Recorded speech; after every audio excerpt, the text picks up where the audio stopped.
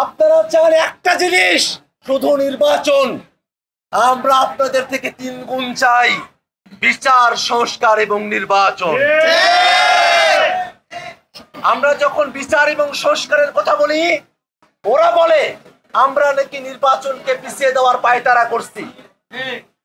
এতে স্পষ্ট কথা হলো, মৌলিক সংস্কারের প্রশ্নে এবং বিচারকে দৃশ্যমান পর্যায়ে উন্নীত করার স্বার্থে আপনারা আজকে একমত হবেন, কালকে নির্বাচনের ডেট দেন, আমাদের কোনো অসুবিধা নাই। কিন্তু বাংলাদেশে মৌলিক সংস্কার এবং বিচার ছাড়া কোনো সুষ্ঠু নির্বাচন আয়োজিত হতে পারবে না।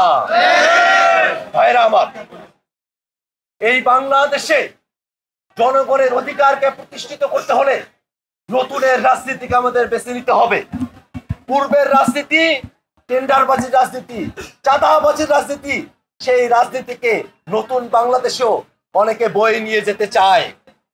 আমরা স্পষ্ট করে বলি, আপনি সংসদ সদস্য হবেন, আপনার কাজ আইন প্রণয়ন করা, আপনার কাজ দেশের মানুষের ভালো হবে কোন আইনে সেটা করা। আপনাদের মনের মধ্যে যদি থাকে ডিজিটাল সিকিউরিটি অ্যাক্টের মতো কালো আইন বানাবেন, নতুন বাংলাদেশে সংসদে বসে জনবিরোধী কোনো আইন আমরা পাশ হতে দেব না।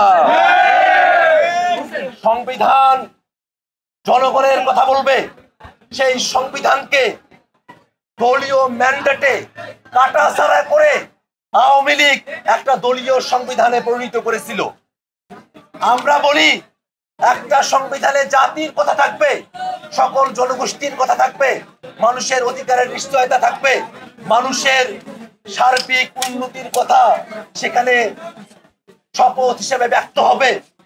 কোন সংবিধান যাতে এক দলের হাত দিয়ে বাংলাদেশে আর পরিবর্তন হতে না পারে, তেমন সিস্টেম আমরা বাংলাদেশে চাই।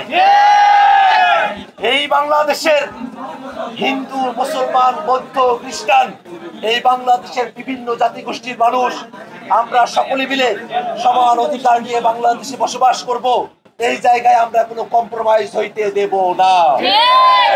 এদেশের কৃষক, শ্রমিক, মজুর, রিক্সা চালক, ছাত্র সকলের জন্য একটা নতুন বাংলাদেশ আমাদেরকে বিনির্মাণ করতে হবে।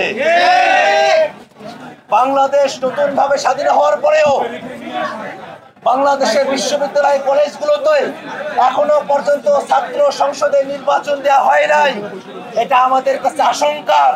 আমাদের কাছে মনে হয় ছাত্র সংসদের নির্বাচন না দিয়ে অতীতের মতো ছাত্রলীগের টর্চার ক্যাম্পাসগুলোতে ফিরিয়ে নিয়ে আসার ব্যবস্থা চলতেছে।